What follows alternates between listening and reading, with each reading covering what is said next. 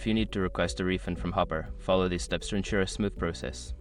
Make sure to have your booking details handy before you begin. Step 1. Check the refund policy. Review Hopper's refund policy to understand the eligibility criteria for refunds. This information can typically be found on their website or in a confirmation email you received after booking.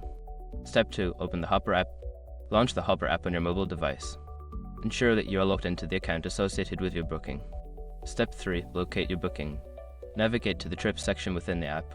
Find the specific booking for which you want to request a refund and select it to view the details. Step 4. Initiate the refund request. Look for the option to request a refund or report an issue with your booking. Follow the prompts to submit your refund request, providing any necessary information or documentation as required. Step 5. Monitor your requests.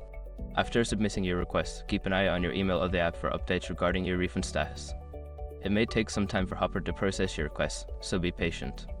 By following these steps, you can effectively navigate the refund process with Hopper. If you encounter any issues, consider reaching out to their customer support for further assistance.